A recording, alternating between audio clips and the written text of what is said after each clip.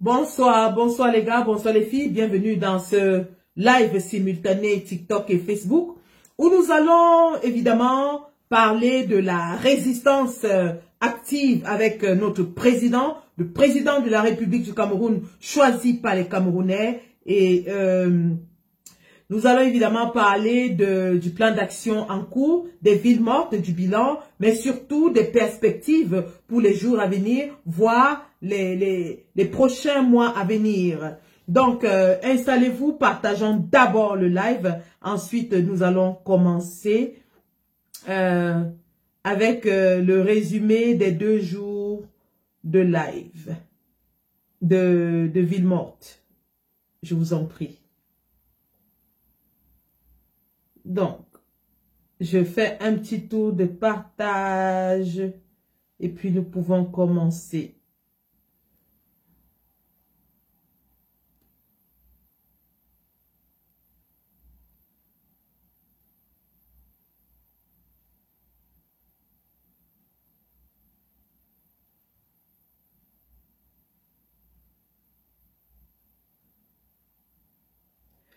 Déjà, lorsque nous allons parler du bilan des villes mortes jusqu'ici, nous allons commencer par le commencement, c'est-à-dire les manifestations pacifiques qui ont précédé les villes mortes.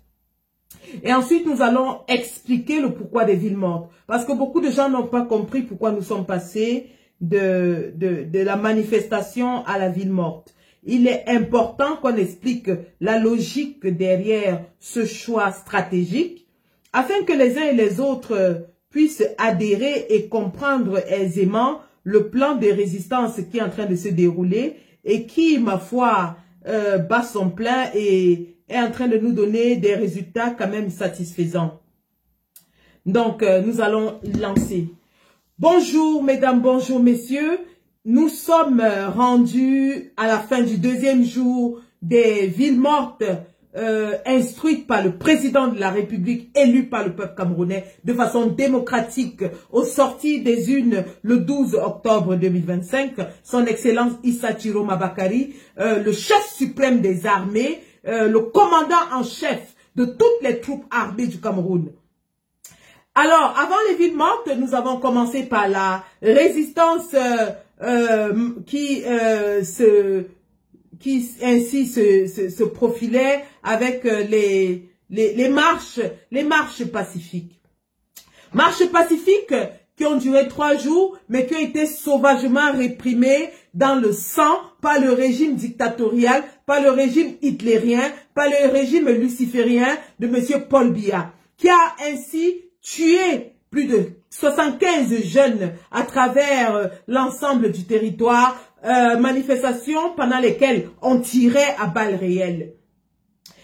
Pas les forces de répression de Paul Biya, la milice de Paul Biya, tiraient à balles réelles sur les manifestants.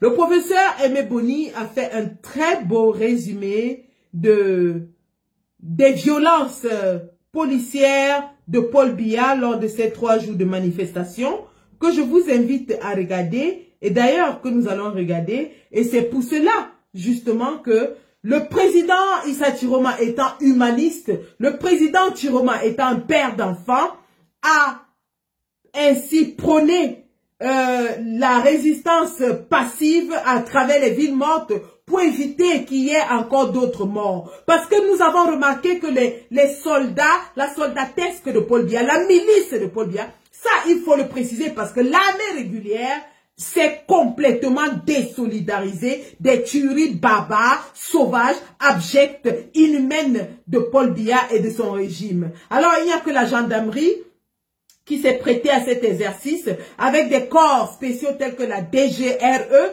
qui a déployé des snipers, des tireurs d'élite dans les rues de Douala pour tirer à balles réelles sur les Camerounais. Les Camerounais ont été tués à balles réelles à Bertois, à Garoua, à Maroua, à Douala, à Tchan, à Bafoussam, un peu de partout. Le régime de M. Paul Biya a tiré à balles réelles sur les Camerounais. Je vous invite donc à suivre avec moi ces images du professeur Aimé Boni qui a fait un beau résumé, un résumé que nous allons transmettre d'ailleurs à toutes les organisations internationales des droits de l'homme, à toutes les associations dans lesquelles le Cameroun est signataire, dans toutes les communautés diplomatiques du monde entier. Nous allons transmettre ces images parce que cela relève purement et simplement de la barbarie politique, de la sauvagerie et surtout du meurtre à ciel ouvert de ses propres citoyens par un homme de 93 ans pour se maintenir au pouvoir après 43 ans passés à réprimer et à maintenir son peuple dans la misère la plus abjecte. Donc, regardons ce que le régime de Paul Biya a fait pendant les manifs.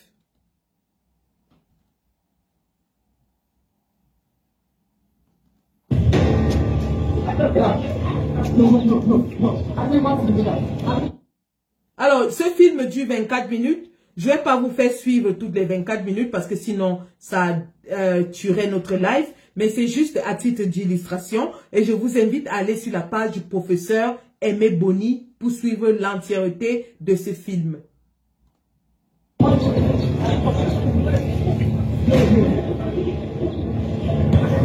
Le 12 octobre 2025, au Cameroun s'est tenue une élection présidentielle au décours de laquelle un candidat a été majoritairement plébiscité par le peuple camerounais, c'est M. Issa Tchekoma Bakary. Le président Paul Biya, fort des mécanismes de fraude, avec 15 jours de délai jusqu'à la proclamation des élections, a eu le temps de trafiquer les procès-verbaux, de menacer les uns et les autres et d'être proclamé vainqueur de cette élection. Et le peuple qui, supposé, l'a élu, est descendu dans la rue pour manifester contre cette énième fraude du président Paul Biya. Et en réponse...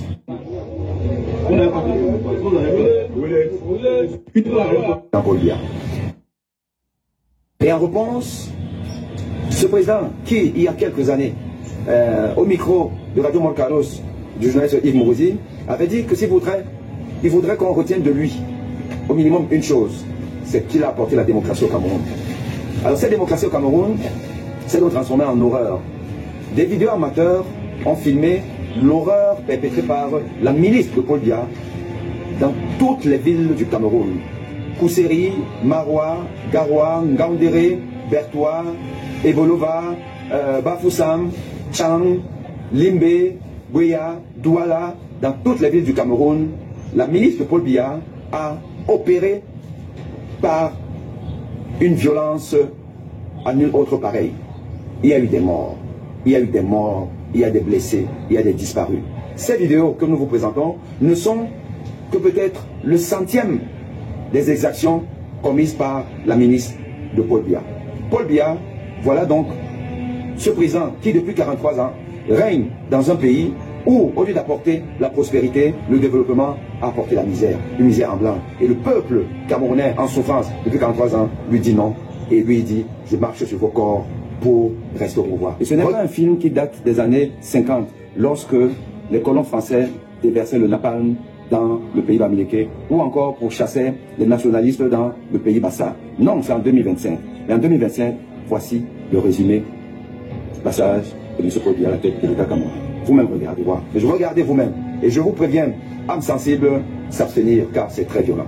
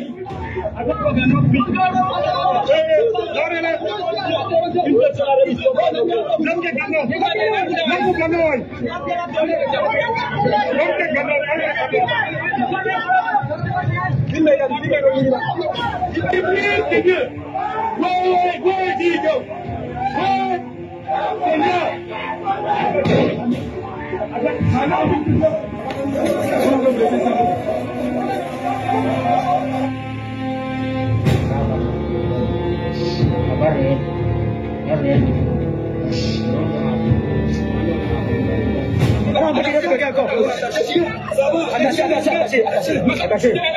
Ici, attachez. On a tiré par longtemps. Il faisait quoi?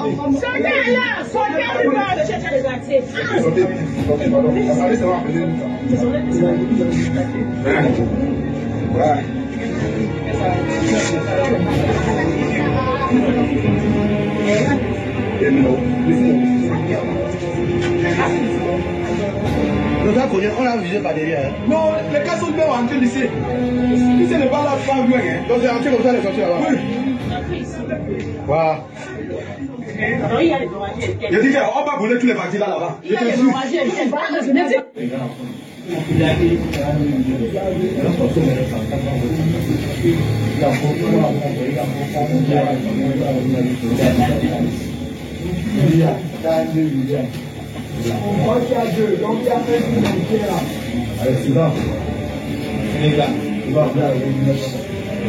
là.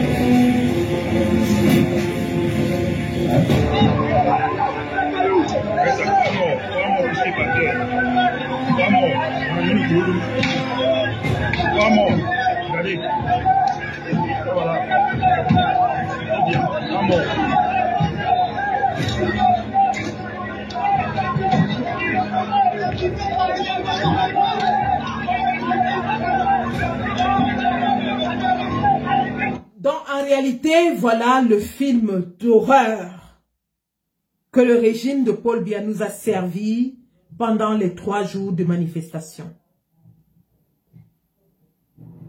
Ils ont usé d'une violence à nul autre pareil.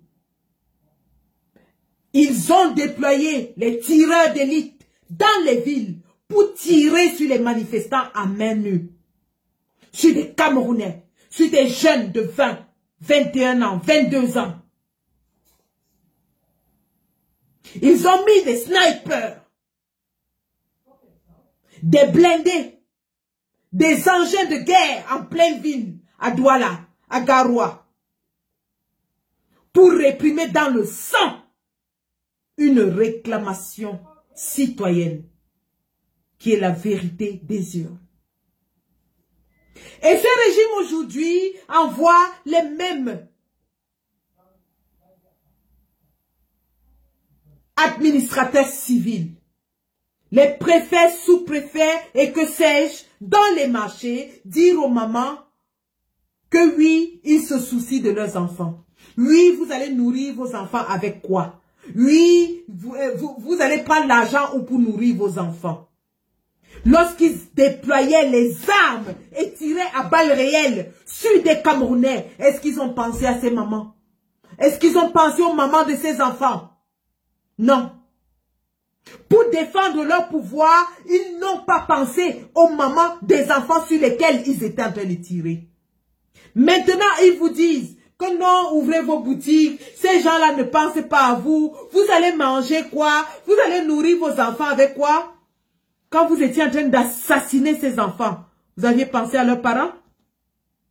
Vous avez pensé à combien de parents vous allez endeuiller? Non.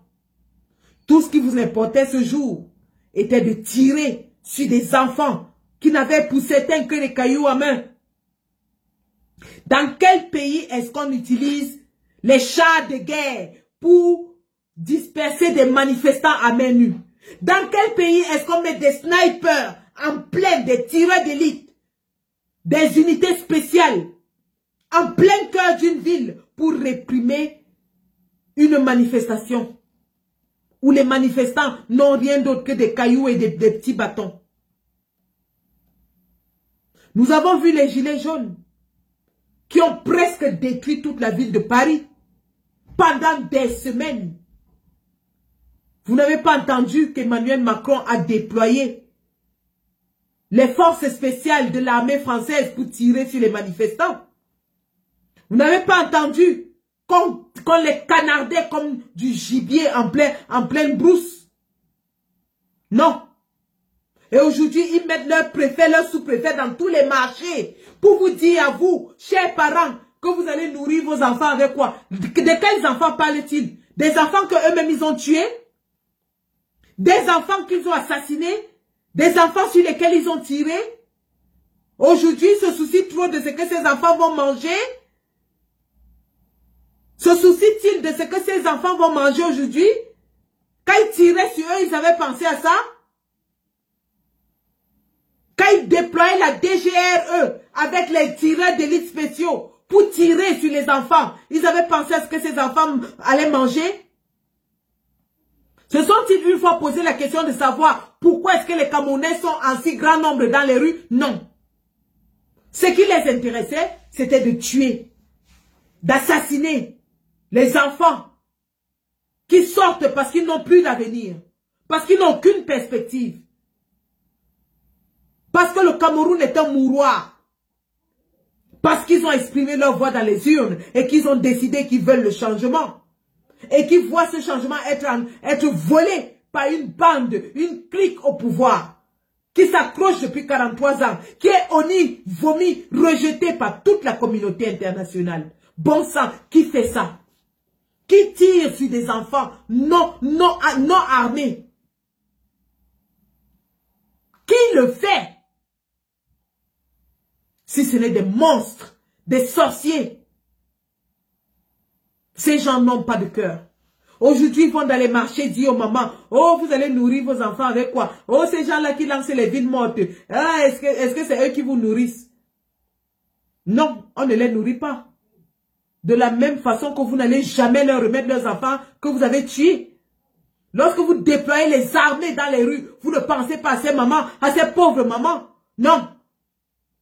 Tout ce qui les intéresse, c'est que les Camerounais qui sont devenus aujourd'hui leurs vaches à lait continuent de travailler, travaillent et travaillent et travaillent encore pour remplir les caisses de l'État qu'ils vont bien sûr piller et voler. Voilà tout ce qui les intéresse. Lorsqu'ils vous demandent d'aller au marché et de vous sécher au soleil toute la journée, c'est parce qu'ils savent que votre recette va générer des impôts qu'ils vont bien sûr piller. Et ils pillent comme des souris d'église à tous les niveaux, en commençant par les surveillants des marchés, les conseillers municipaux, les maires, les préfets, sous-préfets, et ainsi de suite, jusqu'au plus haut sommet de l'État. Tout ce que vous travaillez ne sert qu'à enrichir leur mode de vie ostentatoire, leur mode de vie sans scrupules, sans aucune honte, sans aucune gêne. Ils vivent sur votre dos comme des parasites. Des parasites, oui, ils sont. Parce que l'État du Cameroun, aujourd'hui, ne produit presque rien. Le PIB, produit intérieur brut du Cameroun, repose à 90% sur le secteur informel. Le secteur informel, c'est quoi? C'est les emplois que vous-même vous créez pour survivre. C'est ça qu'on appelle le secteur informel. Le secteur informel, c'est un emploi qui est créé par le peuple pour survivre. Ce n'est pas un emploi qui est créé par le gouvernement. D'ailleurs, le gouvernement ne crée pas d'emplois. Les seuls emplois qu'il crée, c'est dans le BI. Les seuls emplois que le gouvernement crée, c'est dans le BI. Et lorsqu'il crée ces emplois dans le BI, que fait-il? Il prend vos enfants, il les envoie dans la guerre du Nozo qu'ils ont eux-mêmes créée pour se remplir les poches dans l'industrie de la guerre et faire canader vos enfants, les faire mourir comme des poulets. Depuis que la guerre du Nozo a commencé, combien de fois est-ce que vous avez vu Paul Biya se pencher devant le cercueil d'un militaire qui est mort au Nozo? Depuis que la guerre contre Boko Haram a commencé, combien de fois est-ce que vous avez vu Paul Biya se pencher sur le cercueil d'un militaire qui est mort parce qu'il défendait la patrie devant Boko Haram? Allez demander à ces militaires qui sont morts, à leur famille, s'ils reçoivent quelques indemnités. Ils ne reçoivent rien. D'ailleurs, la plupart meurent sans salaire. Mais qu'est-ce qui se passe? Tout le budget de l'État est détourné pour dire qu'on achète les armes et les équipements pour la guerre. En réalité, c'est une industrie qu'ils ont créée et qu'ils ne veulent pas qu'elle s'achève parce qu'ils vivent de cela. Atangadji a ses ambaboy. Vous pensez qu'Atangadji va faire comment si la guerre finit? Il va vivre de quoi? Voilà Atangadji qui est ministre en moins de temps que Issa Chiroma. Issa Chiroma fait 20 ans dans le gouvernement. Atangadji n'a même pas encore fait 15 ans. Il a au moins 4 hôtels. Il a au moins 10 villas. Il a une université privée qu'il est en train de construire à Ibolova, dans la brousse. Vous pensez qu'il prend cet argent où? c'est sur le sang de vos enfants. Vos enfants qu'ils envoient au nozo, parce que c'est le seul emploi que l'État crée en ce moment, c'est dans le billet. Le reste, l'économie du Cameroun vit à 90% grâce aux Camerounais qui se battent comme des beaux diables pour survivre. Le produit intérieur brut du Cameroun repose essentiellement sur le secteur informel, c'est-à-dire sur les petits emplois, le bensikin, le call box, le bayam selam, ainsi de suite, ainsi de suite, ainsi de suite. Paul Biya nous avait dit qu'il allait créer 100 000 emplois. Où sont les 100 000 emplois? Au contraire, nous avons vu 100 000 bensikin envahir les rues de Douala. Paul Biya nous avait dit qu'il allait créer des emplois, mais il ne l'a pas fait. Mais lorsque cette jeunesse qui fait vivre l'économie du Cameroun, cette jeunesse qui est le vivier économique de notre pays, se lève pour réclamer, qu'est-ce qu'ils font? Ils tirent sur eux. Ils tirent sans aucune honte, sans aucune gêne. Alors, merci à vous d'avoir accepté notre invitation. Et à côté de ces raisons, pendant lesquelles les forces de la milice de Paul Biya tiraient sur les enfants dans les rues, nous avons vu une stratégie déployée par le RDPC pour justement pourrir ces marches. Premièrement, lorsque les marches ont été annoncées, ils ont arrêté tous les leaders. Ils ont arrêté systématiquement tous les leaders. Soit les kidnapper dans leur domicile. Anissé Ekane, à qui je salue, que je salue depuis le fond de sa cellule au CED. Djekam Tchameni, que je salue depuis le fond de sa cellule au CED. Le professeur Jean-Calvin Abaoyono, qu'ils ont voulu forcer de signer un document pour reconnaître la victoire de Paul Biya. Et il a dit qu'il préférait mourir. Le professeur Jean-Calvin Abaoyono, qui lui-même est ressortissant de Moyome Sala du sud, du village de Paul Biya, mais qui est prêt à mourir pour la vérité des urnes. Bonsoir, grand prof. Du fond de votre cellule, résistez parce que le président Issa Chiroma Bakari est en train de mener la dragée haute à la dictature de Paul Biya. Et le peuple est aligné derrière lui. D'ailleurs, nous l'avons vu, les 2 journées de ville morte qui prouvent à suffisance que l'économie du pays est en arrêt parce que le président Issa Chiroma a instruit des villes mortes. Donc, ils ont arrêté les leaders et du coup, ils pensaient en arrêtant les leaders que les jeunes n'allaient pouvoir s'organiser pour sortir parce que les leaders politiques ont été arrêtés. Mal leur en a pris parce que le jour dit, les enfants sont sortis dans les rues. Les enfants ont manifesté dans tout le pays. Je dis bien tout le pays jusqu'à Yaoundé. Les enfants ont manifesté. Les enfants sont sortis. Seulement, nous avons constaté qu'à Douala, les marches ont été infiltrées. Les marches ont été infiltrées par des milices constitué par des membres du RDPC, notamment Charles Elizan. Charles Elizan qui a constitué des milices de bandits, de voyous, d'agresseurs, qui montraient d'ailleurs à qui voulait les voir leurs machettes et promettaient découper tous les manifestants qui passeraient devant eux. Sauf qu'ils ne se sont pas limités à cela. Les milices de Charles Elizan ont infiltré les marches, notamment à Neubel, et en ont profité pour aller régler un vieux contentieux que M. Charles Elizan a avec la mère de Douala 2e, Mme Denise Fampou. Vous vous rappelez évidemment du contentieux des 8 milliards sur le marché de la gare de Neubel que Mme Denise Fampou avait accordé à un opérateur économique. Monsieur Charles Elizan était parmi les contestataires, était parmi ceux-là qui disaient que Mme Denise Fampou n'avait pas le droit d'octroyer ce marché. Et Monsieur Charles Elizan, conseiller municipal, est parmi donc ceux-là qui faisaient la fronde à Mme Denise Fampou, réclamant les 8 milliards de francs CFA. Je vous montre la vérité sur cette affaire. Et vous allez voir que le RDPC est pourtant allé casser la maison de Madame Denise Fampou, la piller, pour qu'on mette cela sur le dos des marcheurs pacifiques. Alors que c'est M. Charles Elisan qui allait résoudre un vieux contentieux avec sa rivale, Madame Denise Fampou. Écoutez ceci. Alors, merci à vous d'avoir accepté notre invitation avec cette autre nouvelle qui fait monter un peu de l'adrénaline du côté de Douala 2e. Un conseil municipal serait en gestation pour une question liée à un marché passé entre la maire et un privé. Du coup, on se pose la question de savoir qu'est-ce qui se passe exactement à la commune de Douala. Écoutez, en fait, quand nous décidons de prêter serment et que nous devons servir les populations, nous avons une certaine obligation. Là, je vais prendre un témoin, qui a été conseiller municipal à Douala 1er, en lui posant une question toute simple. Monsieur le conseiller municipal, est-ce qu'un maire en fonction peut-il signer un marché avec un conseiller en fonction? La loi interdit que les conseillers en fonction gagnent des marchés. Tout simplement. Donc, en fait, à Douala 2, nous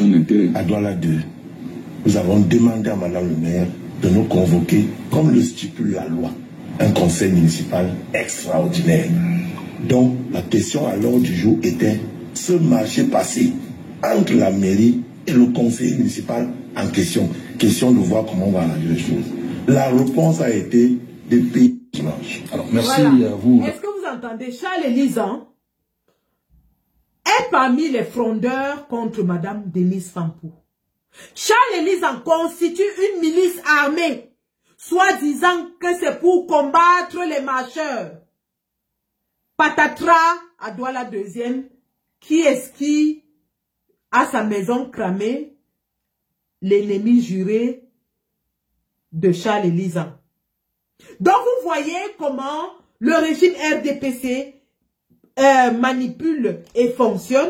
Pour régler leurs problèmes intérieurs, ils utilisent une marche pacifique qu'ils infiltrent et ils vont commettre des exactions pour les mettre sur le dos des marcheurs et enfin régler leur propre compte à l'intérieur du RDPC. D'ailleurs, vous avez suivi le sous-préfet de Bagno hier qui a dit qu'il y a des infiltrés dans le RDPC.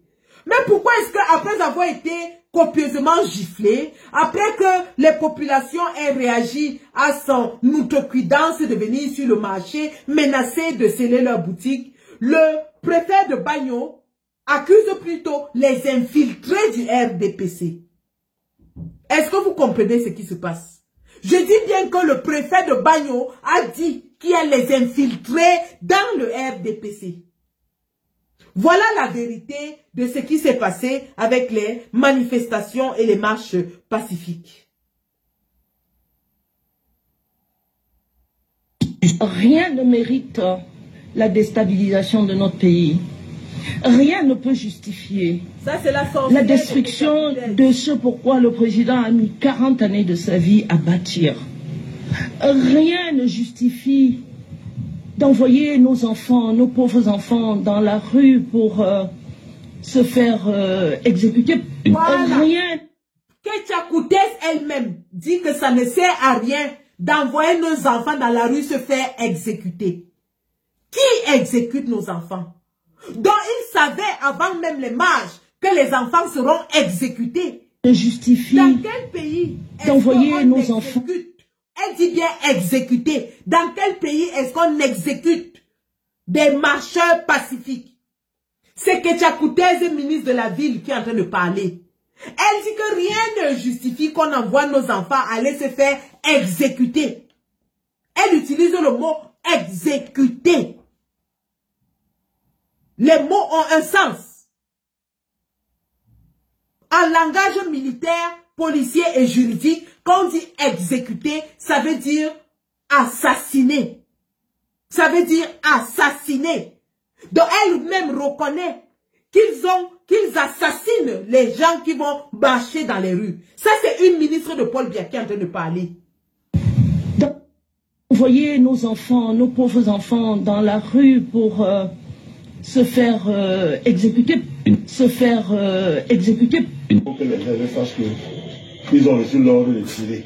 Ils ont reçu l'ordre de tirer. Les FMO ont reçu l'ordre. Charles Elizang confirme que les FMO ont reçu l'ordre de tirer. Donc, en aucun cas, on ne nous dira... Il s'agit plus de... En aucun cas, on ne nous dira que ces FMO ont agi par légitime défense, qu'ils se sentaient menacés. Non. Ils sont partis de leur caserne, ils sont partis de leur brigade pour venir tuer des Camerounais dans les rues. Ils ont reçu l'ordre de tirer. Charles Elizang le confirme à sa bande de voyous. Et que Tchakoutez le dit, elle dit que ça ne sert à rien d'envoyer les enfants se faire exécuter. Ça veut dire que c'était un plan du RDPC bien nous dit d'assassiner nos enfants, de tuer nos enfants, de les exécuter dans les rues. En aucun cas, il y a eu un cas de légitime défense. En aucun cas, il y a eu un cas où un policier, un militaire s'est senti menacé et a dégainé. C'était des exécutions sommaires. Eux-mêmes le disent. Le RDPC le dit. Et ces vidéos vont être passées à qui de droit pour démontrer qu'au Cameroun, lorsqu'on marche, le régime de Paul Biya dit, donne l'ordre de tirer. Voilà Charles Elizang qui le dit.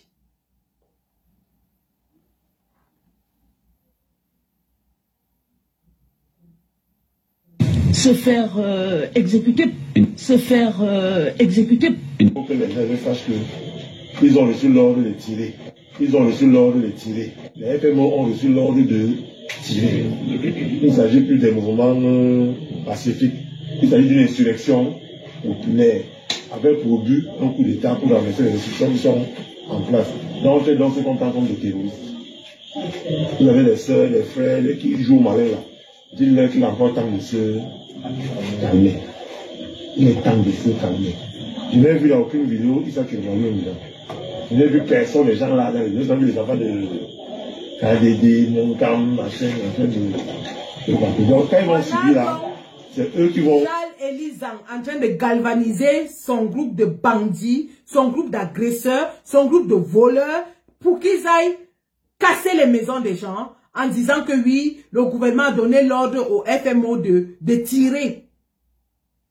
Donc, face à cette barbarie, à cette sauvagerie, à cette animalité d'un régime qui tire sur les citoyens, le président Issa Tiroma, au vu du bilan qui se faisait déjà assez lourd, a donc opté pour une résistance passive.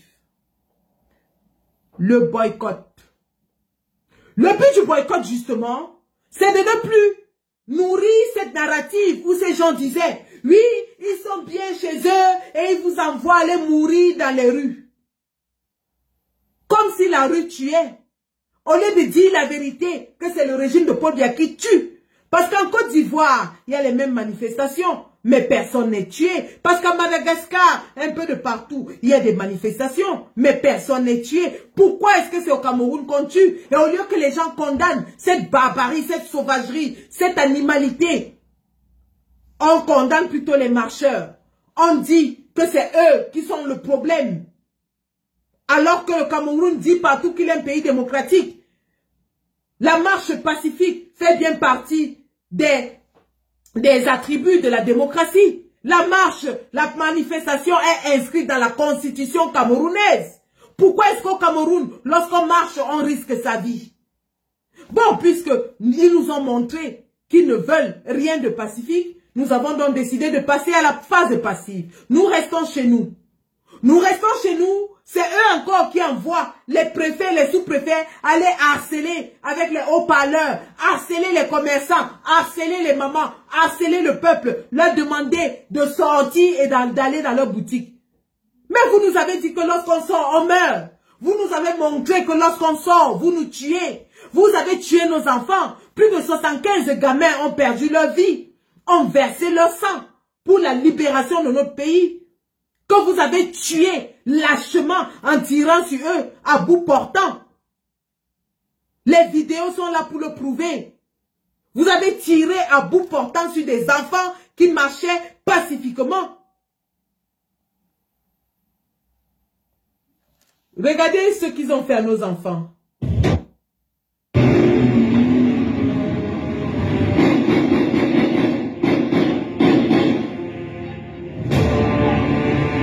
Et voilà.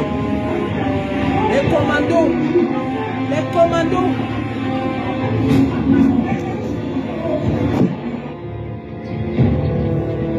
Oui. Tu ne fais pas. Voilà. Regarde.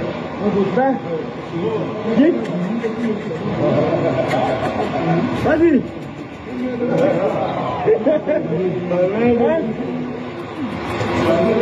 Hein? Oh. Vas-y. Vas-y.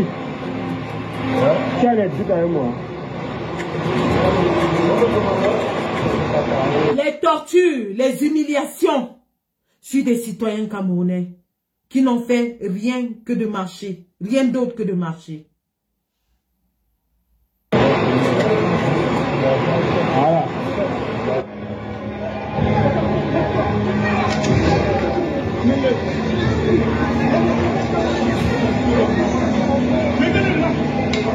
Ça, c'est à Douala.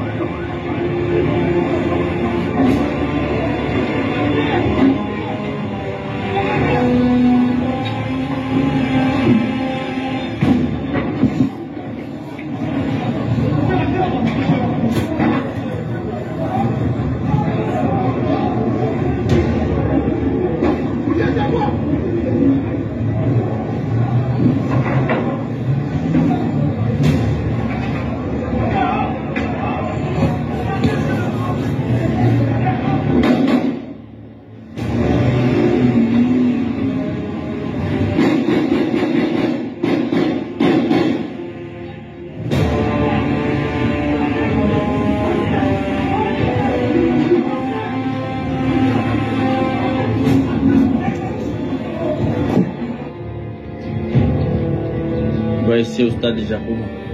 Depuis on se fait ici. Donc vous voyez la violence avec laquelle ces gens ont traité les manifestants. Alors le président Issa Chiroma a mis stop à la tuerie.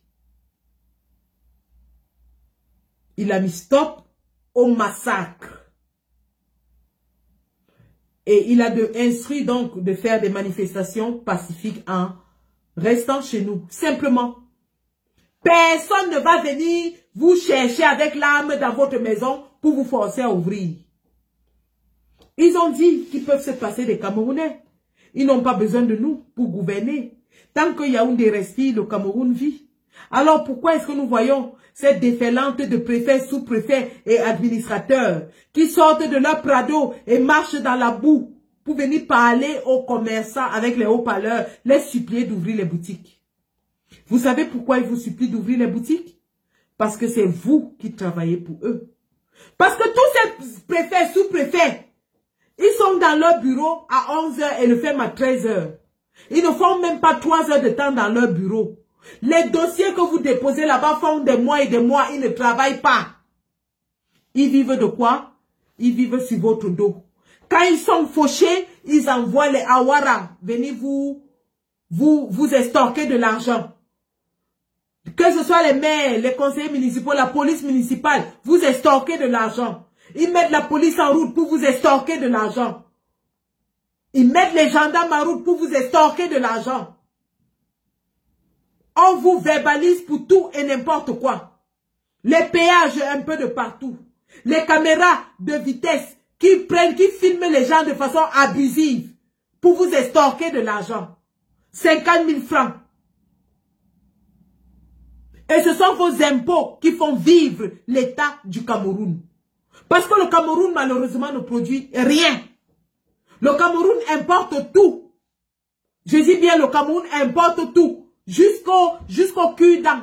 Nous produisons du bois, mais nous ne produisons rien à exporter de notre bois. Nous produisons du pétrole, nous l'exportons, mais nous ne l'exploitons pas sur place. L'économie du Cameroun ne repose essentiellement que sur les Camerounais. Paul Biya a construit un régime où tout son gouvernement, c'est des feignants, des paresseux qui se couchent dans les bureaux et ils n'attendent que vous, la population, travaillez comme des esclaves. Les mamans qui font le bayam, c'est là. Je me rappelle quand j'étais à Douala, quand j'ai grandi à Douala. Quand ils vous disent qu'ils interdisent les mototaxis de 18h jusqu'à 6h du matin, dans une ville comme Douala, ils savent bien que c'est une ville commerciale. Douala, c'est le centre vivier de toute l'Afrique centrale. C'est le panier de toute l'Afrique centrale. À Douala, les mamans qui font le bayam Zelam sortent de chez elles à 4h du matin. Les mamans qui vont au marché à Youpoué pour chercher le poisson sortent de chez elles à 4h du matin. Vous voyez une maman qui sort à 4h du matin et qui rentre peut-être le soir à 18h. Toute la journée dehors pour se faire quoi? Un 3 000, un 5 000 francs. Pendant ce temps, ils sont assis dans leur bureau. Ils sont assis dans leur bureau climatisé. Ils roulent dans les prados achetés avec l'argent du peuple. Et c'est eux qui viennent vous dire, je dis que non, vous allez nourrir vos enfants avec quoi? Quand ils tiraient sur ces enfants, ils pensaient à vous. Quand ils tiraient sur ces enfants à bout portant, ils pensaient à vous. Quand ils viennent sceller vos boutiques, il y en a un autre qui a dit que ceux qui n'ouvrent pas, on va sceller leurs boutiques. Quand ils scellent leurs boutiques, vos boutiques là, ils pensent que vous allez nourrir vos enfants avec quoi? Il y a un autre qui a dit, si vous fermez votre boutique, on va la sceller pour 1 mois. Sur quelle base juridique? Il n'y a pas de base juridique qui dise que si un commerçant n'ouvre pas sa boutique, on doit sceller pour 1 mois. Mais ils abusent de leur pouvoir au Cameroun. La loi n'existe pas au Cameroun. C'est la loi du plus fort. C'est la loi du RDPC. Ils inventent les lois au gré de leurs besoins, au gré de leurs désirs. Ils disent aux mamans au marché que si vous n'ouvrez pas, on va sceller vos boutiques pour un mois. Incroyable. Quel est l'article de loi qui dit que si un commerçant n'ouvre pas sa boutique, on doit venir sceller? Donc le commerçant ne peut pas être malade. Donc le commerçant ne peut pas voyager. Le commerçant ne peut pas être en incapacité. Il ne peut pas avoir d'accident. Il doit à tout prix ouvrir. Il n'ouvre pas. Il n'ouvre pas. Qu'est-ce que vous faites à ces commerçants pour justifier un tel harcèlement? Nous avons vu les marchés, comment ils sont sales. Il a suffi que les Camerounais restent chez eux pour qu'on voit comment toutes les villes du Cameroun sont sales, puantes. Des marchés insalubres.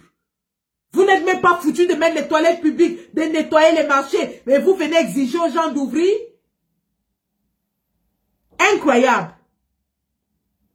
Camerounais, Camerounaises, puisque ces gens nous tuent quand on descend dans la rue, eh bien, la seule façon de les toucher, c'est de toucher à leur porte-monnaie. La seule façon de les mettre à genoux, c'est de toucher à leur porte-monnaie. Les anglophones l'ont compris, c'est pour ça qu'ils font le Ghost Town. 1 fois par semaine, tous les jours depuis au moins 8 ans, respectés scrupuleusement. Et Dieu seul sait ce que ça a coûté à l'économie du Cameroun. Aujourd'hui, le ministre de l'économie est obligé de partir dans le monde entier, commander l'argent. La guerre du Nozo et les villes mortes à Bamenda et à Bouéa ont tué l'économie du pays. La seule façon par laquelle nous pouvons les toucher, c'est de toucher à leur porte-monnaie. Quand vous avez dit que vous fermez vos boutiques, vous avez vu comment les gouverneurs, les préfets, les sous-préfets ont commencé à vous supplier. Ils vous supplient pourquoi? Ils vous supplient pourquoi? Ils vous supplient parce qu'ils savent que c'est vous qui les nourrissez. Vous-même, vous n'êtes pas au courant de votre pouvoir. Les Camerounais ne savent même pas le pouvoir qu'ils ont. Nous sommes dans un pays où il n'y a pas d'industrie. Toutes les sociétés parapubliques, Paul Biya a fermé. Il n'y a pas de grande industrie au pays. L'économie du Cameroun repose sur le travail informel des Camerounais. Donc si les Camerounais s'arrêtent de travailler, l'économie meurt. L'économie meurt. C'est pour ça qu'ils sont derrière vous, en train de vous forcer à aller travailler. Si ça ne leur disait rien, ils ne seraient pas derrière vous. C'est parce qu'ils savent qu'une seule journée de grève de ville morte au Cameroun coûte 20 milliards à l'État. Je reprends. Une seule journée de ville morte coûte 20 milliards à l'État. Une seule journée de ville morte coûte 20 milliards à l'État. Regardez les transporteurs du Nord qui ont garé les camions. Vous connaissez le manque à gagner? Il n'y a pas de livraison de marchandises. Il n'y a pas d'exportation vers les pays voisins. C'est un gros manque à gagner. Très gros. Les marchandises sont stockées au port de Douala, n'arrivent pas à sortir parce qu'il n'y a pas de camion pour les transporter. Les frais de stockage, les frais d'arrimage. Les armateurs internationaux sont en train de détourner leurs bateaux vers d'autres pays parce qu'au Cameroun, il y a grève. Et ça coûte cher à l'État. Vous ne comprenez pas quoi là-dedans? Je dis rien que le fait que vous restez chez vous, rien que le fait que vous restez dans vos maisons, l'État est en train de perdre 20 milliards chaque jour. Je dis que la grève des transporteurs, des nordistes transporteurs, le fait qu'ils aient garé leurs camions, les marchandises sont en train de pourrir au port. Ça ne sort pas. Les grossistes étrangers sont en train de perdre. Les grossistes camerounais sont en train de perdre. L'État camerounais est en train de perdre. Parce que si les grossistes perdent et ne vendent pas, ils ne pourront pas payer leurs taxes à l'État. Les petits commerçants ne payent pas leurs taxes. L'État est en train d'avoir un très gros manque à gagner. L'impôt libératoire n'est pas payé quand vous êtes chez vous. Voilà le pouvoir que vous avez, les gars. Voilà le pouvoir qui est entre vos mains. Vous qui travaillez comme des petites fourmis, vous survivez. Vous ne savez même pas comment vous faites pour survivre. Mais ces gens sont assis dans leur bureau, ils attendent que vous vous cassiez le dos pour venir prélever sur votre revenu et vivre. Envoyer leurs femmes à Paris. Tous ces préfets et ces sous-préfets que vous voyez là, ils ont des copines ici à Paris. Ils ont des concubines à Paris qu'ils entretiennent avec votre argent. Vous vous rappelez le sous-préfet qu'on avait attrapé en train de faire une sextape? Il faisait la sextape avec qui? Une femme en Europe. Il faisait la sextape avec une femme en Europe. Pour montrer qu'il est grand. Pendant que vous sortez de vos maisons à 4 h du matin. Mon père était motoboy. Il sortait tous les jours à 4 h pour aller faire le tchoukage sur la route Douala-Edea. 4 h du matin, qu'il pleuve et qu'il neige. Parce que si tu ne sors pas lorsque tu es débrouillard, tu ne manges pas. Il n'y a pas d'assurance. Il n'y a rien. Il n'y a pas de sécurité sociale. Il ne vous couvre en rien. Il ne vous assiste en rien. Il ne vous donne même pas le crédit pour ouvrir vos business. Dans d'autres pays, il y a ce qu'on appelle les fonds d'investissement. Les pays voisins, le Nigeria, le Tchad, ils ont le fonds d'investissement. C'est-à-dire qu'un Nigérian qui veut lancer un business va à la banque et fait un business plan. La banque lui donne un crédit qui est subventionné par l'État. Il peut se lancer dans son commerce. Chez vous, vous êtes obligé d'aller emprunter à la tontine. Vous êtes obligé d'aller hypothéquer vos maisons, hypothéquer vos terrains. L'État ne vous aide en rien pour ouvrir vos business. Il ne vous aide en rien pour réduire vos taxes. Il ne vous aide en rien pour les factures d'électricité, les factures d'eau dans vos boutiques. Il ne vous aide en rien sur les impôts de vos employés. Il ne vous aide en rien. Mais c'est eux qui viennent vous dire que vous devez travailler comme des esclaves. Vous n'avez même pas le droit de vous reposer. Vous sortez, ouvrez vos boutiques, ouvrez. Pourquoi? Parce que Mokouloum Vondo, neveu de Paul Biya, lorsqu'il y a le match Barcelone contre Real de Madrid, il va prendre une délégation de 120 personnes, les charger dans l'avion pour aller regarder le match avec l'argent de nos retraités, avec l'argent de nos parents. Voilà pourquoi ils deviennent fous quand vous ne travaillez pas. Voilà pourquoi ils deviennent malades quand vous fermez vos boutiques. Parce qu'ils vivent sur votre dos. Ils sont accrochés sur vous comme des parasites. Ils se nourrissent sur votre dos. L'État du Cameroun fonctionne uniquement. Qu'est-ce que Ketchakoutès allait faire à l'aéroport? Inaugurer un hangar des mototaxis. Voilà un pays, tout un pays où on inaugure le hangar pour les mototaxis. Ça veut dire que quoi? Ça veut dire qu'on encourage les Camerounais à faire la mototaxi. Ça veut dire que le mototaxi est devenu un métier officiellement reconnu au Cameroun. Ça veut dire que les enfants qui ont les Master 1, Master 2, doctorat, peuvent bien faire la mototaxi. Ce n'est plus un scandale pour qui que ce soit. Voilà un pays où on a normalisé un travail informel pour des diplômés. Les médecins, les docteurs en médecine ne sont plus intégrés dans la fonction publique. Ils font le bain sikin, les docteurs en médecine. Et ils vous encouragent là-dedans. Ils vous disent que non, ouvrez vos boutiques, allez vendre. Pendant ce temps, tous ces gens-là, tous les enfants sont soit à l'ENAM, soit à l'EMIA, soit dans toutes les grandes écoles au Cameroun. Tous ces gens que vous voyez, je dis bien tous ces gens, leurs enfants entrent dans les écoles de l'État. Regardez, tous les préfets, sous-préfets sont les enfants des ministres. Femme Ndongo, ses enfants sont préfets. Momo, ses enfants sont à l'ENAM. Tous les enfants sont dans les grandes écoles et les vôtres échouent les grandes écoles. Et on vous dit d'ouvrir les boutiques pour continuer à les nourrir. Pour continuer à les nourrir. Pendant ce temps, les enfants viennent en vacances en Europe presque 3-4 fois par an. Indira Babo qui vit en Italie et vit en Espagne. Brenda Bia vit à Genève. Pendant ce temps, on vous dit qu'ouvrez vos boutiques. Travaillez comme des esclaves pour continuer à nous nourrir. Une journée fermée ne va pas tuer un Camerounais. 2 journées fermées ne vont pas vous tuer. D'ailleurs, pour les commerçants intelligents, quand on annonce les villes mortes, ils font le triple de la recette la veille.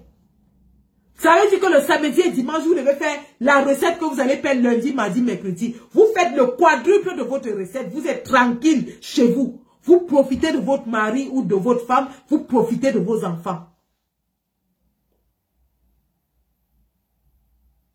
Incroyable ça. Un pays où, pour faire le commerce, tu n'as aucune assistance de nulle part. Aucune assistance. L'État n'assiste en rien les débrouillards. Je dis bien rien.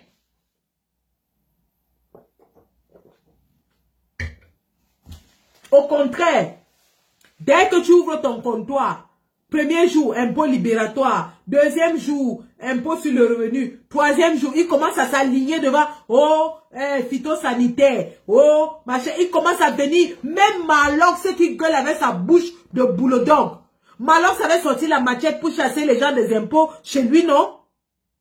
Malox qui gueule aujourd'hui comme le bulldog, parce qu'on lui a donné quelques milliers d'euros. Lui-même avait sorti la machette parce qu'on venait l'escroquer tous les jours, les stocker dans son petit commerce.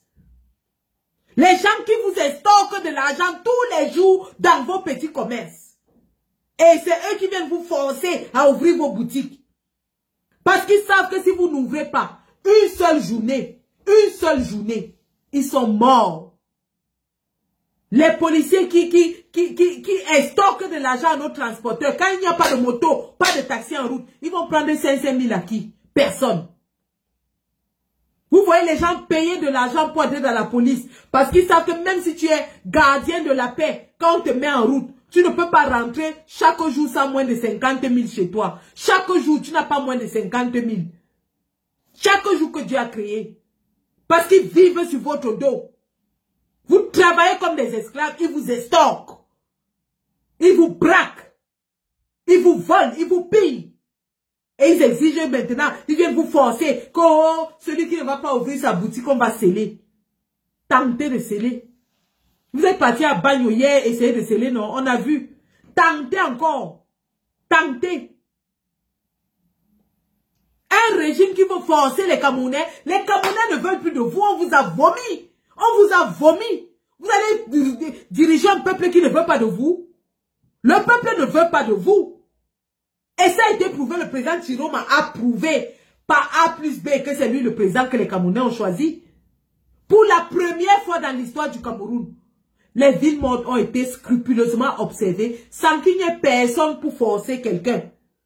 En 1992, le président Nissa Ekane est là. C'est lui qui organisait les villes mortes avec les cartons rouges, avec les dieux comme Tchameni. Ils étaient dans Cap Liberté. Ils imprimaient les cartons rouges. En 1992, il y avait les comités de surveillance. Dans tous les quartiers, il y avait les comités de surveillance. Tu sortais pour ouvrir ta boutique, on te tabassait correctement. On te bastonnait correctement. C'est comme ça qu'en 92, les villes mortes étaient respectées. Moi-même, j'étais lycéenne. J'étais partie au lycée. On est venu nous sortir des salles de classe avec les bâtons. On nous a fouettés correctement. J'étais au lycée d'Aqua. On nous avait bastonné bien même avant de nous sortir des salles de classe. Mais nous avons observé des villes mortes où personne n'est allé dans le quartier forcer qui que ce soit. Chacun est resté chez lui de façon volontaire. Il n'y avait personne pour faire la police derrière les gens au quartier. Et vous avez vu comment les Camerounais ont observé. Chacun a volontairement fermé sa boutique. Et le président Chiroma a dit, et les gens ont volontairement fermé leur boutique et sont restés chez eux.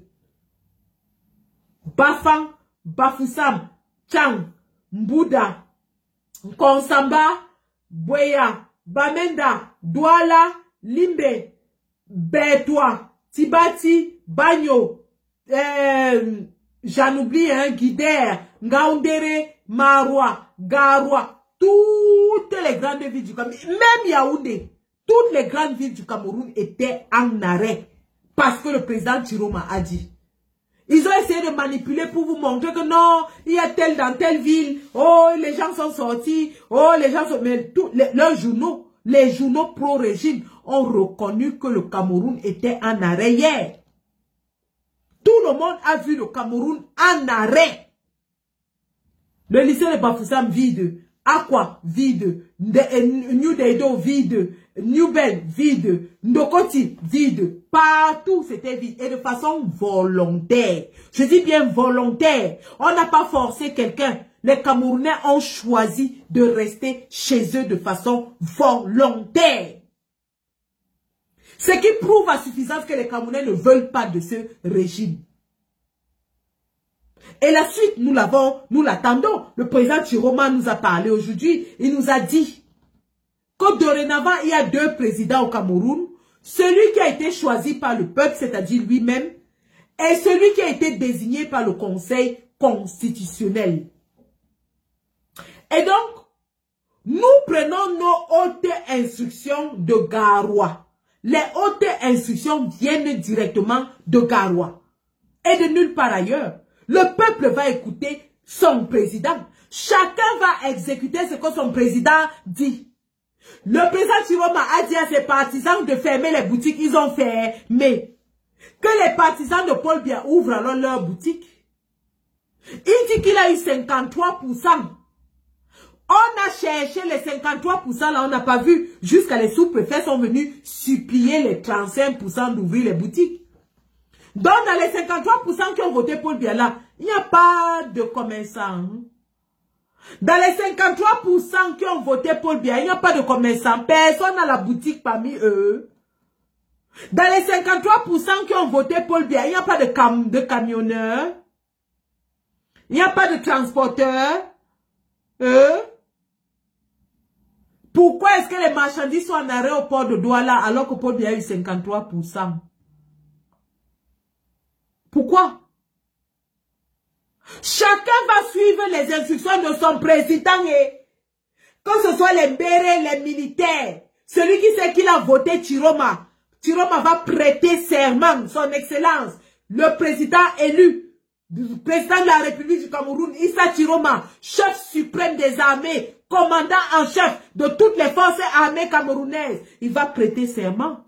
Il va nommer son gouvernement. Il va nommer les ambassadeurs. Une fois qu'il nomme les ambassadeurs, notre rôle en diaspora sera d'installer ces ambassadeurs. Il leur donne les lettres d'accréditation et c'est eux qui vont traiter avec l'étranger, les pays frères et amis. Oui, C'est de ça qu'il s'agit. Puisque toute la diaspora a voté pour Issa Chiroma, quand Issa Chiroma nomme un ambassadeur, le peuple l'accompagne, on l'installe, il ouvre sa lettre d'accréditation et il se présente à tous les correspondants étrangers en tant que représentant du Cameroun dans ce pays-là. Et on va voir comment nous allons fonctionner. On aura un président à Etoudi avec quelques partisans à Yaoundé, Sangmelima. Et on aura un autre président qui aura le littoral, l'ouest, l'est, la Damawa, l'extrême nord, le nord-ouest, le sud-ouest. Il aura 10 régions plus la diaspora. Il aura 10 régions plus la diaspora. C'est-à-dire que pour que les marchandises, d'ailleurs on va couper, on n'exporte plus les marchandises vers les États dirigés par Paul Biya. Paul Biya va chercher ses importations ailleurs. Oui. J'ai entendu les gens nous dire que oui, le bœuf, comme vous dites que le bœuf ne vient plus du nord, on va manger le poisson de Youpé. Quel Youpé? Le littoral a voté Chiroma. Le littoral a voté Chiroma à 79%. Donc les 79% de Chiroma vont gérer les revenus du port. Et on va empêcher les exportations de notre port vers le centre. Ça ne se passera plus. Il n'y aura plus d'exportation du port de Douala, donc le poisson de Youpela, les adeptes du poisson braisé. Vous allez maintenant partir en Balmayo dans le Nyon, aller pêcher les silures noirs. Les adeptes du poisson braisé, vous allez partir maintenant dans le Nyon, aller pêcher les silures noirs pour braiser à Yaoundé. Parce que le poisson de les sols, les bonnes sols de Douala n'arriveront plus. Les bonnes sols, la sole fraîche de Youpoué n'arrivera plus. Les Mwandja Moto ne viendront plus. Les bars de Douala ne viendront plus. Vous allez lire. Ils disent maintenant que ils vont importer sur le port de Kribi. Ils disent que non, comme si on bloque le port de Douala, eux, ils ont le port à Kribi. Dites-le que eux-mêmes, ils ont dit que c'était le port en eau profonde. Dites-leur qu'eux-mêmes, ils ont dit que le port de Kribi était le port en eau profonde. Donc, il y a un genre de bateau qui ne peuvent pas amarrer à Kribi. Et la capacité du port de Kribi est très réduite. Vous allez faire comment? Vous êtes moangé. Vous êtes moangé. Vous allez dire que tant que Yaoundé respire, le Cameroun vit non. On va voir comment Yaoundé va respirer sans produit d'oxygène. Yaoundé produit les feuilles de manioc. Yaoundé produit les feuilles de manioc avec les tubercules de manioc. Ils mangent le fiawondo, la sauce arachide. Parce que même moi, j'ai grandi à manger le fiawondo. Sauf que le wondo qu'on mange vient du nord. L'arachide qu'on mange vient du nord. Le maïs qu'on mange, ça vient du nord. Vous allez importer où? Puisque tous les pays voisins dépendent des régions qui sont entre les mains de Issa Chiroma. Le Gabon achète tous les champs. Donc les gens qui chantent même là, on va manger nos produits des champs. Les mêmes champs que vous avez déjà vendus aux Gabonais sur l'année. Ils oublient qu'eux-mêmes là, ils vendent tout un champ aux Équatos et aux Gabonais sur toute l'année. Donc, quand le champ est encore en train de produire, les arbres sont encore en train de grandir, les Gabonais ont déjà acheté ça depuis.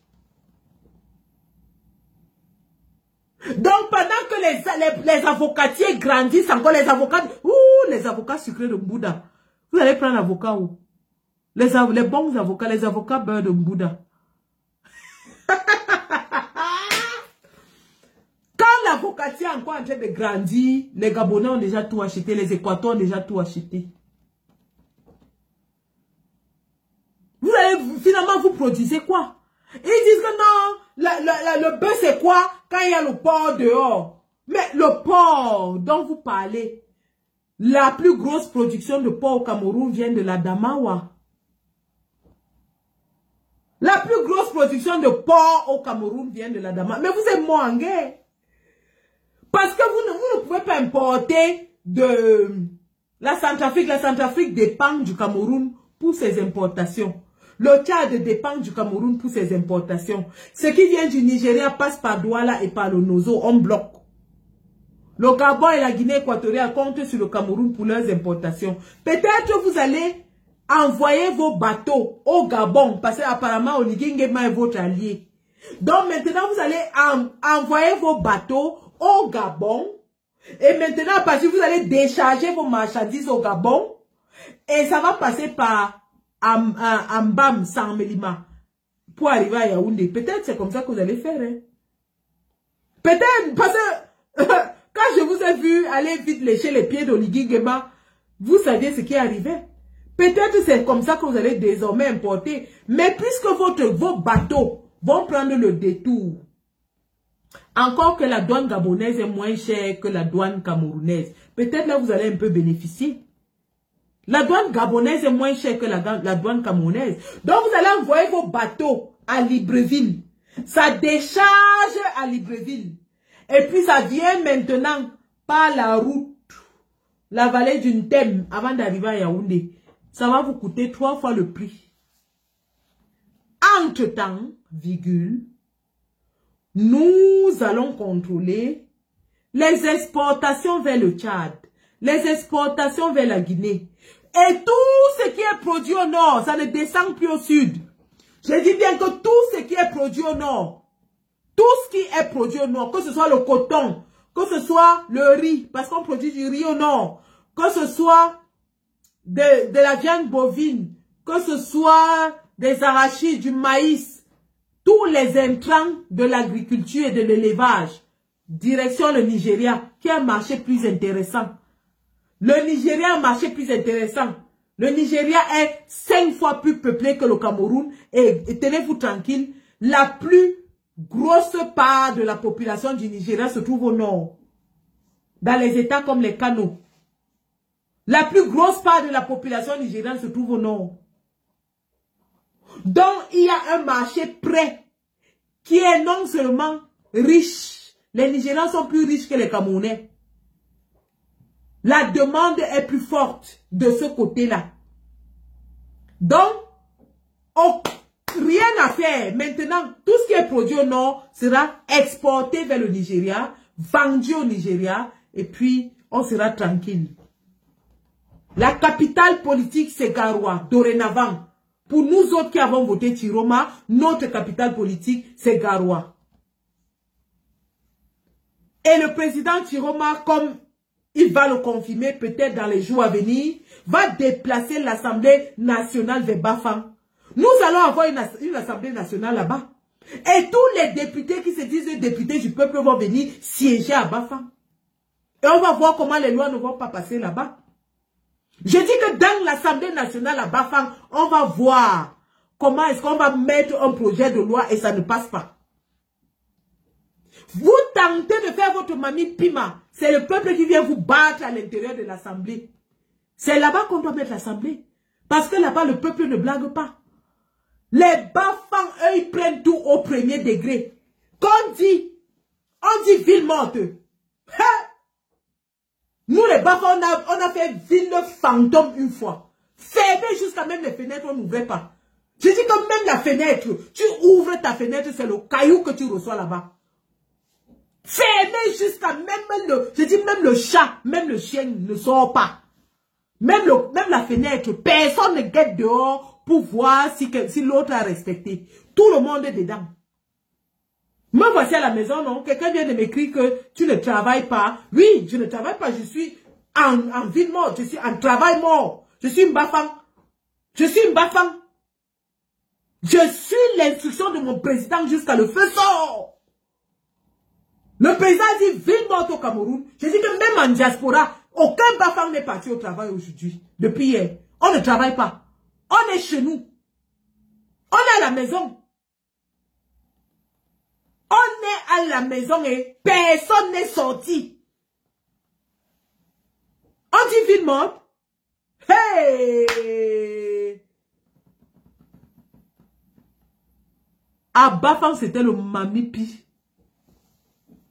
J'ai dit que même le sous-préfet n'a pas ouvert son bureau à Bafang. J'ai dit que le sous-préfet n'a pas ouvert. Qui tente? Qui tente, n'est-ce pas? Qui tente? Ce n'est pas que on n'est pas dans les hauts. On n'est pas dans les hauts. Après nous, c'est bagno. Après nous, c'est bagno.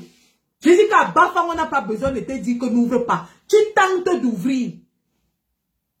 C'est en plein jour qu'on vient, on bonhomme tout ça. On te met ça à terre. Toi-même, tu confirmes le code. On a dit manifestation pacifique. Vous savez ce que les Bafang ont fait? Hey! Le président a dit, il est resté lui à Garoua. Il a dit manifestation pacifique. Mes oncles à Banja, ils n'ont même pas attendu que le coq se lève le matin. 6 heures, ils étaient déjà dehors. Le péage partait un zang. La gendarmerie partait un zang. La sous-préfecture partait un zang. Et les camps partaient un zang. Maison du RDPC partait un zang. En 3 heures de temps, à midi. La manifestation pacifique était déjà finie à Banja. Je dis à midi, hein, quand les autres se réveillaient, à Banja, c'était déjà fini. Tout était par terre. Et ils cherchaient même encore qu'est-ce qu'ils pouvaient encore mettre par terre. Et à Banja, quand ils ont fini, j'ai dit que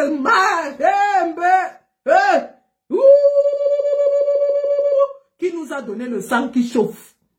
Qui nous a donné le sang qui brûle dans les veines? Parce que notre sang là, ça brûle. Ça fait seulement top, top, top, top, top, top. Ça bouillonne dans les veines comme le popcorn qui est en train de sauter dans l'huile.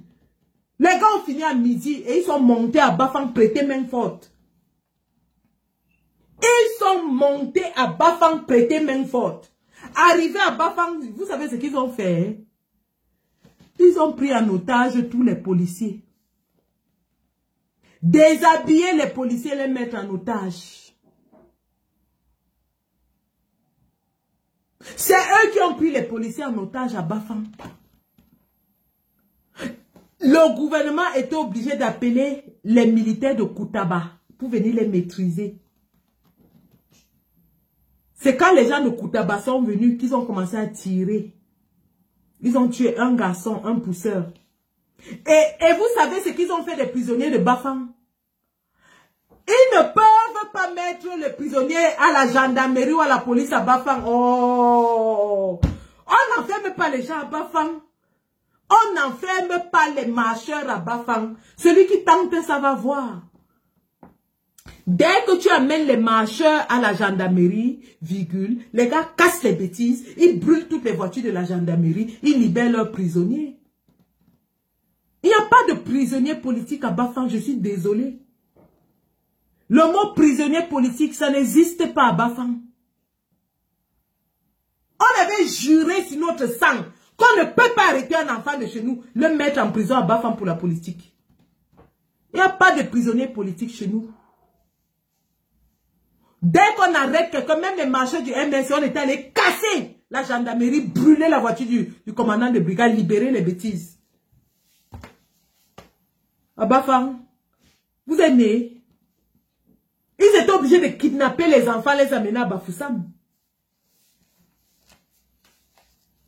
Ils étaient obligés de kidnapper les enfants, les amener à Bafoussam. Parce qu'ils ne pouvaient pas. La police était déjà prise en otage. La gendarmerie était par terre. Vous allez les mettre où? Vous allez les mettre où? Chez nous, les Bafs, on a le cœur. On a le gros cœur. Le cœur de ça. Et on est d'abord fou. On est d'abord fou. Chaque bon Bafang est d'abord bien fou. Il y a le tumbou qui saute dans sa tête. Tout bon Bafang est bien fou d'abord, au départ. Vous avez vu la dame qui a dit au préfet là qu'elle n'ouvre pas sa boutique, non? On dit qu'elle est banane de Badoum là. Hey! Elle a dit au préfet que je n'ouvre pas. Que même si j'ouvre, dès que tu pars, je vais fermer.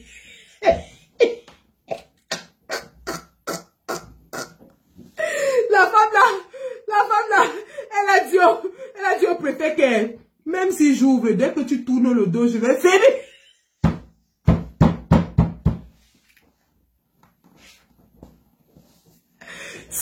du Bafang. Ça, c'est du Bafang. Ce n'est pas les affaires qu'on dit. Ce n'est pas les Bakebadjo. Ce n'est pas les pète-pète, les à peu près. Chez nous, à Bafang, on ne nyongle pas. On ne nyongle pas. Paul Biya lui-même, il sait qu'on le déteste à Bafang. On le hait. On le hait à Bafang. Et il ne peut même pas mettre ses pieds là-bas.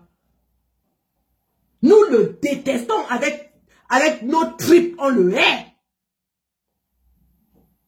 Qui se souvient quand Bafang, quand Unisport jouait contre Canon de Yaoundé? On prend même le ballon, on déchire ça avec le couteau. Attends, la nuit de Gonza tentait de dire qu'il donnait un penalty à Canon. On arrête le ballon là, on déchire ça. On voit comment vous allez encore jouer votre match là. Merde. On fait ça à qui? Il y avait un gars qui avait dit qu'il allait dire à Paul Biya que c'est... que c'est moi Mathias. Allez dire à Paul Biya que c'est moi.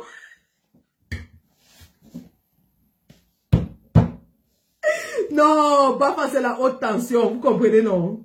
Moi, je suis fier. Je suis fier.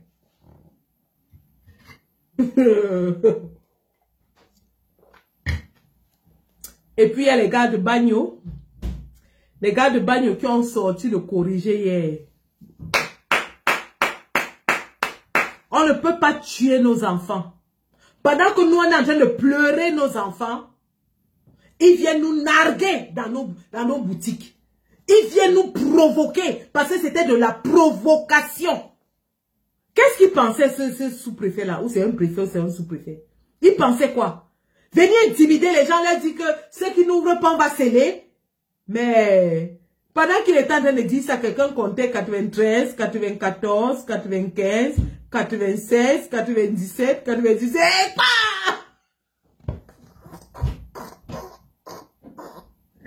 Waouh! En réalité, les gars, nous avons mené 2 jours de ville morte avec succès. On a sérieusement empiété sur l'économie du Cameroun. Notamment avec les arrêts à Douala et en Ngaoundéré. Nous avons touché l'économie du pays. La Camraï a modifié ses horaires de train. La Camraï qui transporte les marchandises, les trains de marchandises, a modifié ses horaires. Le port de Douala est en arrêt. Nous avons sérieusement touché l'économie du pays avec 2 jours de grève. Il suffit qu'on reste maintenant le 3e jour à la maison tranquillement. Et dès que ça passe, on peut retourner à nos activités, il n'y a pas de problème. Mais sachez que dès maintenant, chaque semaine, on va observer un jour, au moins minimum 1 jour ou 2 jours de ville morte. Chaque jour, on va calquer notre programme à celui des anglophones. Parce que nous sommes dorénavant avec nos frères Amba. Les Amba et nous, on forme un dorénavant. On combat le même ennemi. Donc nous allons arrimer notre lutte à la lutte des Amba. Douala en arrêt 1 fois par semaine ou 2 fois par semaine. Ils vont lire. Ils vont pleurer. Ils vont pleurer. Je dis la ville de Douala en arrêt. Vous connaissez combien de grands magasins il y a à Douala? Combien ces magasins payent d'impôts? Et lorsqu'ils sont en arrêt, ce que ça peut coûter?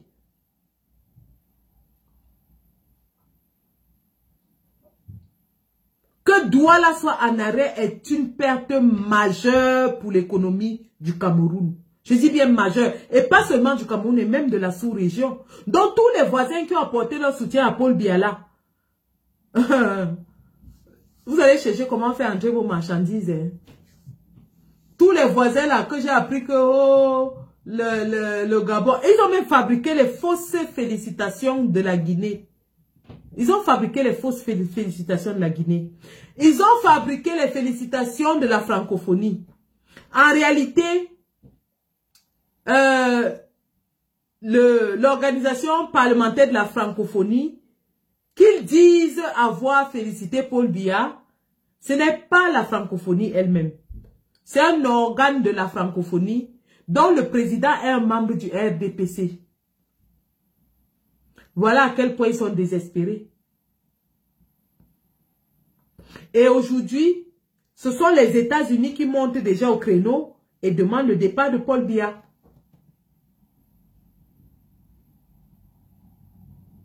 Aucun ambassadeur étranger n'a assisté pour la première fois de l'histoire du Cameroun.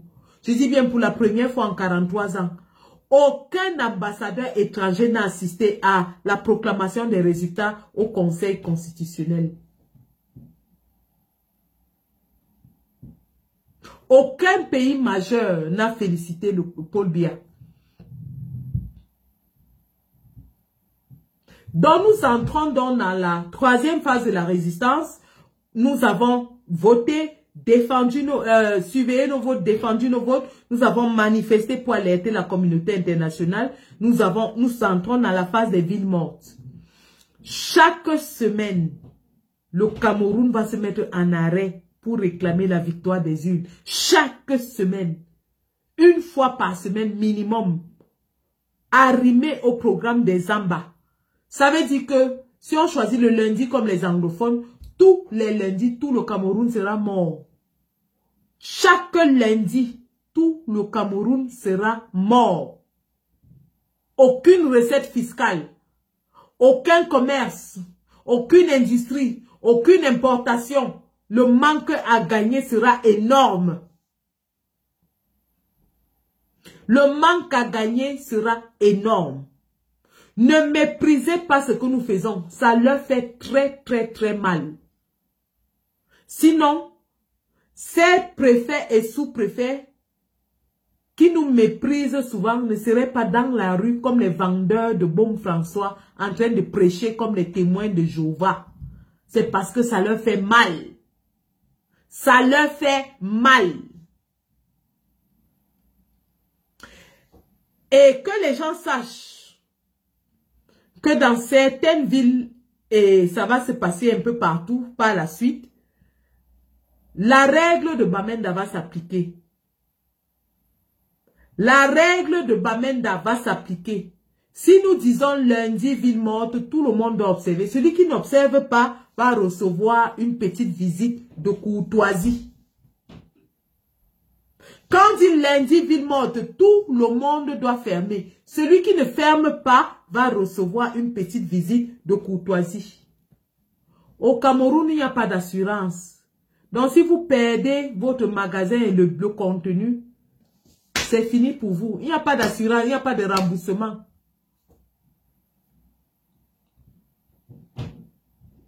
Donc, soit vous restez gentiment à la maison, tous les lundis, sachant que peut-être le samedi, le dimanche, vous allez faire la recette du lundi, mais vous restez à la maison le lundi. Soit vous vous entêtez, vous ouvrez, et vous n'aurez que vos yeux pour pleurer. Vous n'aurez que vos larmes pour pleurer. Le sous-préfet ne vous donnera jamais 15 millions pour remplacer vos marchandises. Le préfet ne vous donnera jamais 15 millions.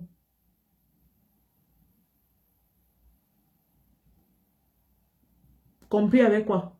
Vous comprenez avec quoi? Vous comprenez avec quoi? Ça, c'était le coup d'essai. Et on est plutôt satisfait du coup d'essai qui a été un coup de maître. Le coup d'essai a paralysé l'économie du pays pendant 48 heures déjà, 72 heures demain. Le port de Douala en arrêt, tous les transporteurs en arrêt, toutes les villes majeures au ralenti. C'est très bien. Ça montre que le peuple veut le changement. Le peuple est prêt à se sacrifier. Et il est en train de se sacrifier pour le changement. Mais pour ne pas être très dur avec le peuple, 3 jours c'était beaucoup. Nous allons faire un jour. Un jour où personne ne sort de chez lui sur toute l'étendue du territoire. Chaque semaine. Un jour. Et on va l'arrimer aux anglophones pour que tout le pays soit en arrêt au même moment. Parce que dorénavant, les Zamba et nous sommes frères et on travaille main dans la main. Vous avez vu les Zamba qui était content du président Chiroma. Le seul politicien qui allait demander pardon à Bamenda. Le seul. Donc, voilà les perspectives pour la résistance dans les jours à venir. Bien sûr, le président Chiroma, qui est la voix la plus autorisée, va nous donner des instructions que nous allons suivre à la lettre, comme on l'a fait jusqu'aujourd'hui. Et nous allons dorénavant nous tourner vers Garoua. Nous allons créer une mécanique de collecte des impôts qui vont aller au gouvernement central de Garoua. Tous les commerçants, tous les Camerounais qui se reconnaissent comme étant les votants de Chiroma, vous allez cotiser vos impôts. Vos impôts n'iront plus à Yaoundé. Vos impôts iront à Garoua. Et on va organiser là-bas, avec vos impôts, comment les répartir pour vous apporter satisfaction dans vos villes. Il y aura une administration à Garoua. La recette la collecte des impôts va se faire par le gouvernement du président Chiroma. Vous n'allez plus payer, vous allez faire de la désobéissance civile envers le régime de Yaoundé. Vous ne leur payez plus aucune taxe. Si vous dites que Paul Biya n'est pas votre président, vous ne lui payez aucune taxe. Si vous dites que Chiroma est votre président, vous lui payez toutes vos taxes. Dès qu'il nomme son gouvernement, il va nommer les responsables qui vont se déployer sur le terrain et organiser l'administration Chiroma dans les territoires qu'il contrôle. Et c'est comme ça que ça va se passer. On aura une assemblée nationale à Bafa, on aura un conseil des ministres de la magistrature, ainsi de suite. On aura tout ça. Même les fonctionnaires actuels, s'ils veulent, ils nous rejoignent dans notre gouvernement, il n'y a pas de problème. Mais bien sûr, l'armée loyaliste, on doit payer leur salaire. On doit payer les salaires de l'armée loyaliste. Parce que vous imaginez très bien que Yaoundé va arrêter de les payer quand on va les identifier. Donc nous devons entretenir nos militaires. Les militaires du peuple seront payés par le peuple. Les militaires du peuple seront payés par le peuple.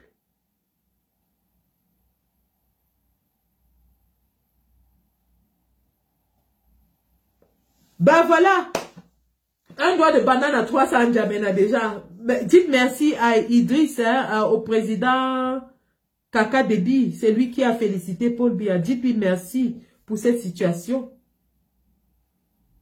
Dites-lui merci d'avoir félicité Paul Biya. Donc voilà les orientations que vont prendre la résistance dans les jours à suivre. Nous avons encore 24 heures de résistance pacifique et passive. Nous restons chez nous. Nous allons prendre soin de nos maris, de nos enfants, de nos maisons. Nous restons chez nous. Demain, donnez de câlins à votre famille. Faites des câlins à vos femmes, à vos maris. Profitez de leur présence. À vos enfants, restez à la maison. Et nous attendons les instructions du président de la République. Il va prêter serment. Il va nommer un gouvernement, il va nommer des ambassadeurs et nous allons organiser le fonctionnement du gouvernement du président Chiroma qui sera un gouvernement du peuple, par le peuple, pour le peuple.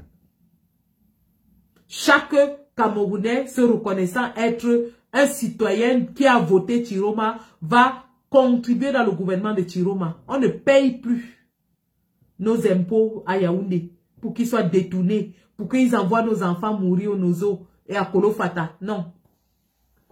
Le président Chiroma va mettre fin à toutes ces guerres. Il va mettre fin à la guerre du Nozo. Il va mettre fin à la guerre de Boko Haram. D'ailleurs, il est très bien placé pour négocier pour la fin de la guerre avec Boko Haram. Pendant que le gouvernement de Yaoundé est en train d'ouvrir la porte aux djihadistes, parce qu'ils veulent faire l'économie de la guerre, parce qu'ils vivent de la guerre, parce qu'ils s'enrichissent sur le sang des Camerounais. À Tangandji a des milices armées partout. Ils vivent de la guerre. Les Américains sont en train de se plaindre de ce que Paul Biya et son gouvernement ouvrent un couloir aux djihadistes dans le bassin du lac Tchad. Les Américains ne sont pas contents, du tout contents, du tout. Paul Biya est en train d'ouvrir un corridor des djihadistes dans le lac Tchad. Nous allons mettre fin à ça, en collaboration avec tous les partenaires du Cameroun. Tous. Le président Tiroma, rassurez-vous, il est en plein travail. Il est en plein travail et il est en train d'établir des stratégies pour damer le pion à Paul Biya. Et il va le faire. C'est un guerrier, Tiroma. C'est un guerrier. C'est un warrior. C'est un yakuza. Oh, vraiment. Pour la première fois qu'on a un candidat à la présidentielle, un président élu, qui a les bimbang, qui lutte, qui mène la dragée haute à la tyrannie de Yaoundé. Et vous voulez qu'on laisse ça? On ne laisse pas. On ne laisse pas. On attend la nomination du gouvernement et on va partir. C'est à partir de là qu'on va continuer. Le président Tiroma ne fait pas les choses à moitié. Le président Tiroma ne fait pas les choses à moitié, vous le savez. Quand il était ministre, il était le meilleur des ministres. Il ne fait pas les choses à moitié. Donc, restons focus. Dernier jour de ville morte pour cette semaine. Et dès la semaine prochaine, j'imagine, hein, je ne sais pas encore, mais j'imagine que ce sera chaque lundi en arrimage avec les anglophones, les ambaboys. Et tout le Cameroun sera en arrêt chaque lundi. Mais nous attendons la confirmation du président parce que c'est lui qui instruit. Nous sommes juste dans les réflexions. Mais nous savons que c'est le président qui instruit. Le président va instruire et nous, on va exécuter. Donc, c'est de ça qu'il s'agit. Bravo à tout le peuple camerounais qui s'est mobilisé comme un seul homme pour répondre à l'appel du président Tiroma, qui a mis en difficulté l'économie du Cameroun pendant 48 heures déjà. Et vraiment, nos condoléances les plus attristées à toutes les familles qui ont perdu un être aimé, un être cher dans cette résistance. Nous leur disons qu'ils ne seront jamais oubliés et réparation sera faite quand le président Tiroma va exercer le pouvoir. Parce que c'est un humaniste. C'est un homme qui aime son peuple. Cet homme aime son peuple profondément. Mais alors vraiment, au point d'être en mesure de donner sa vie. Parce qu'on a voulu le tuer, hein, qu'on a mis 10 snipers sur le toit de Yerima, c'était pas pour le caresser, c'était pour le tuer. C'était pour le tuer.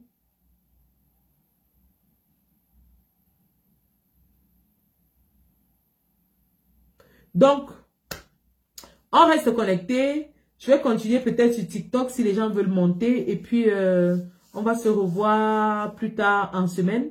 Je suis à votre disposition, bien sûr. Nous continuons de poster les informations cruciales de la résistance aux côtés de nos confrères lanceurs d'alerte.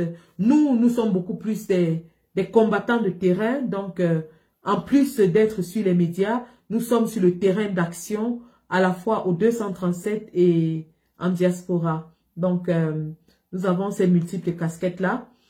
Ce qui fait que nous pouvons avoir peut-être des manquements sur le côté médiatique.